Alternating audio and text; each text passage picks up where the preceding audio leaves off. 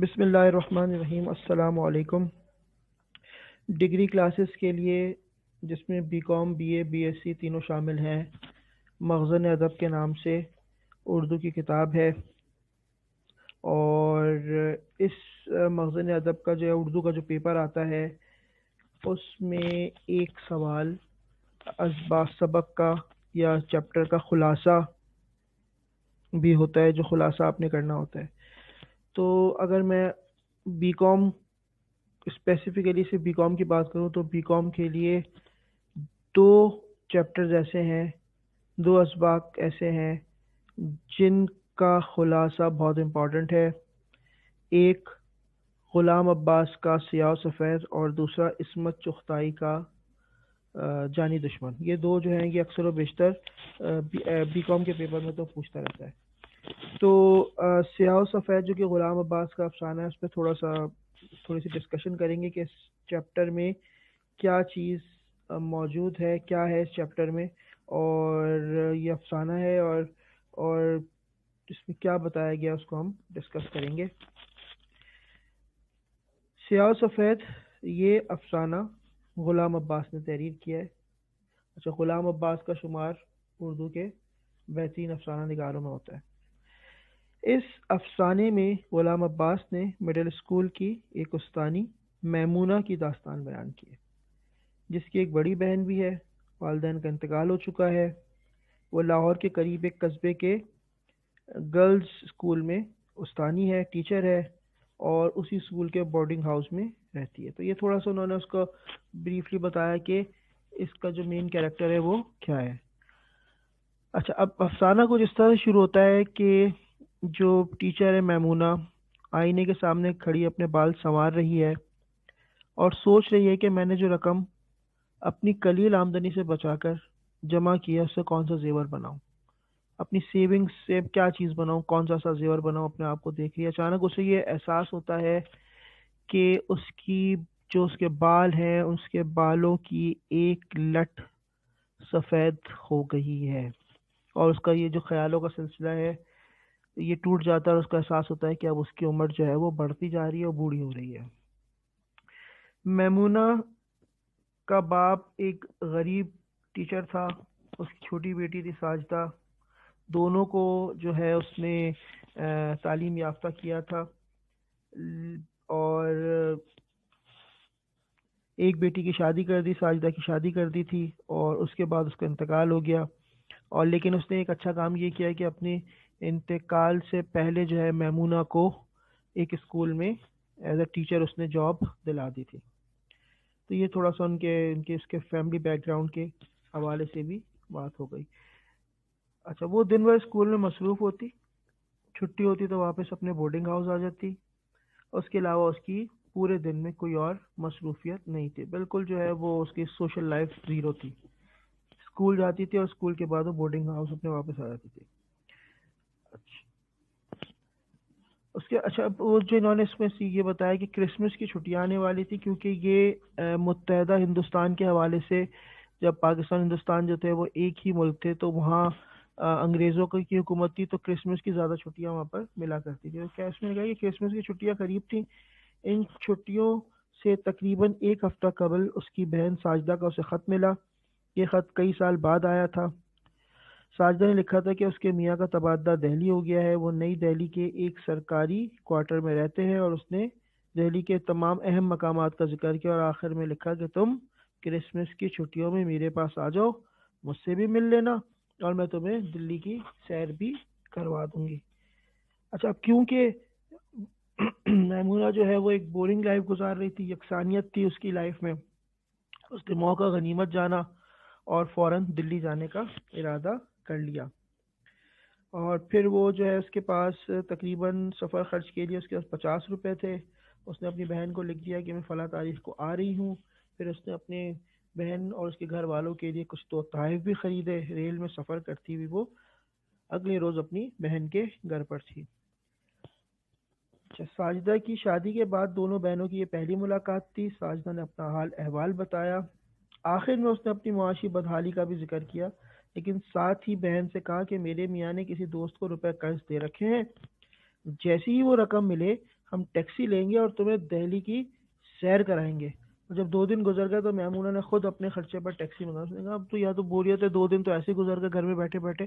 اپنے خرچے پر اس نے ٹیکسی منگوائی اور اس میں بیٹھ کے سب لوگ دلی کے قابل دید مقامات دیکھنے کے لیے نکل۔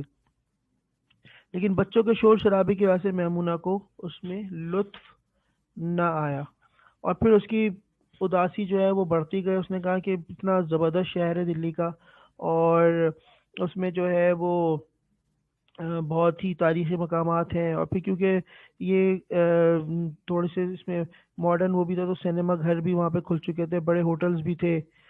تو اس نے افسوس ہوا کہ میں صحیح سے دلی گھوم بھی نہیں سکے۔ تو پھر اس کی بہن نے اپنے شوہر سے کہا کہ تم ذرا اس کو گھما کر آؤ۔ تو اس نے بھی جو ہے وہ اپنی جو سالی تھی میمونہ، اس کو لے کر وہ اس کا بہنوئی اس کو گھمانے کے لیے لے کے گیا، اور اس کو جو ہے شہر میں کناٹ پیلس کے نام سے جگہ تھی وہ بھی اس نے دکھائی۔ اچھا، اب وہ یہاں پر تھوڑا سا اس کو یہ ہوا کہ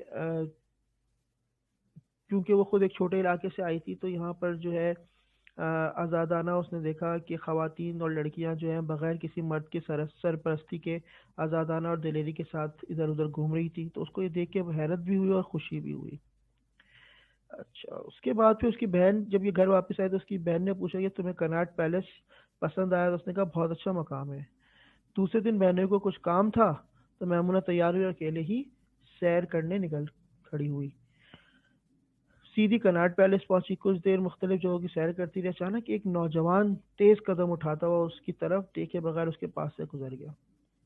میمونہ وہاں سے چل دی، اور جہاں دکانیں قطار میں تھیں وہ ایک قطار کی طرف زیادہ روشنی دیکھ کر چل دی کہ وہی نوجوان پھر اسے اپنی سمت آتا نظر آیا۔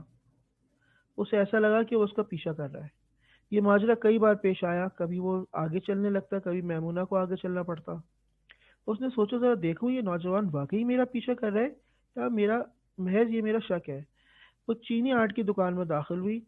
جب باہر نکلی تو وہ نوجوان باہر ہی مل گیا، دونوں کی نگاہیں ملی تو اس نے اشارے سے سلام کیا۔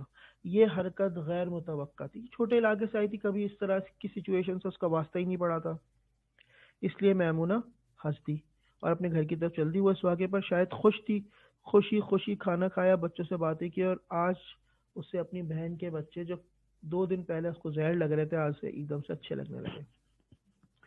اگلے دن دوپہر کو میمونہ پھر تیار ہو کر اور اپنے سب سے قیمتی ساڑی پہن کر سیر و تفریح کے لیے تنہا نکل کھڑی ہوئی۔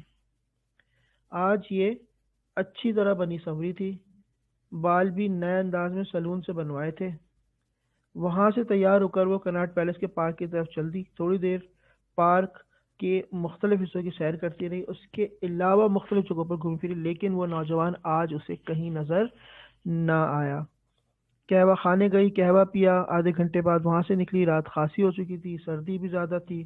اس نے جو ہے اچانک اس کو ایک گاڑی کے پاس کئی نوجوان باتیں کرتے نظر آئے، جن میں کل والا نوجوان بھی موجود تھا۔ جیسے ہی میمونہ پر اس کی نظر پڑی وہ کچھ گھبرا گیا، اس نے اپنے ساتھیوں کو اشارہ کیا، سب کے چہرے ایک دم چمک اٹھے، مگر بظاہر انہوں نے میمونہ کی طرف توجہ نہ دی اور آپس میں ہی باتیں کرتے رہے۔ میمونہ نے ان کی یہ حرکات نوٹ کر لی تھی، غصے میں آ گئی اور حقارت سے بولی اوہ یہ بات تھی۔ جب وہ ذرا دور نکل گئی تو وہ نوجوان بھی میمونہ کی سمت چلنے لگا۔ میمونہ نے اسے دور سے ہی دیکھ لیا، اس کا انداز بالکل بدلا اور مناسب نہ تھا۔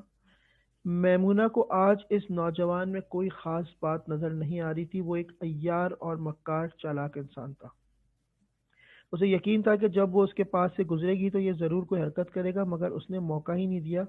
لیکن اچانک ہی وہ گاڑی، سیاہ رنگ کی گاڑی جو تھی وہ آ گئی، اس میں 4 آدمی سوار تھے۔ وہ گھبرا گئی کیونکہ یہ گاڑی اس کا پیچھا کر رہی تھی۔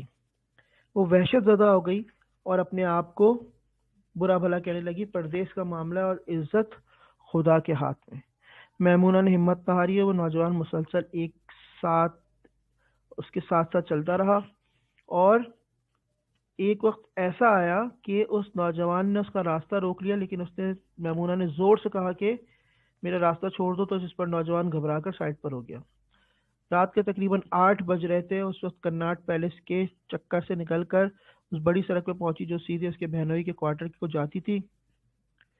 नौजवान ने जब देखा कि उसे अपने मकसद में नाकामी हो रही है तो ज़्यादा सरगर्मी से उसका पीछा करने लगा और ओछी हरकतों पर उतर आया और मैमूना को ना जाने क्या कुछ कहता रहा। लेकिन मैमूना ने एक ना सुनी और अपनी रफ्तार मजीद बढ़ा दी। दूसरी तरफ वो सियाकार उसका पीछा कर रही थी। वो उसके करीब आई और उसके अंदर से आवाज़ आई कि पैदल कब तक चलेंगी, गाड़ी में तशरीफ़ ले आए। लेकिन मैमूना ने एक ना सुनी और घर पहुंचकर ही दम लिया। वह इस वाक़े से खासी घबरा गई थी। चुनाचे उसने 31 दिसंबर को साल के आखिर दिन उसने वापसी की राह ली। वापस अपने इलाके की तरफ, गांव की तरफ, या जिस जगह से आई थी वहां की वापस राह ली और अफसोस करने लगी कि मैंने बिला वजह अपना इतना पैसा ज़ाया किया। अगर इन पैसों का कोई अच्छा सा जेवर ही बना लेती तो बुरे वक्त में काम आ जाता, जो वो शुरू में सोच रही थी। बस वो बददिल होकर वापस बोर्डिंग हाउस आ गई और उसे ये महसूस हो रहा था कि वो 5 साल मजीद बूढ़ी हो गई है। तो ये अफसाना है जिसका थोड़ा सा खुलासा हमने अभी आज इस वीडियो में पेश किया। गुलाम अब्बास साहब का अफसाना है, तो इसको सुने। और ये मोस्ट इम्पॉर्टेंट जो खुलासे हैं खुसूसन बीकॉम के हवाले से, तो उसमें स्याह सफ़ेद और जानी दुश्मन लाजमी आते हैं। बहुत बहुत शुक्रिया। अल्लाह हाफ़िज़।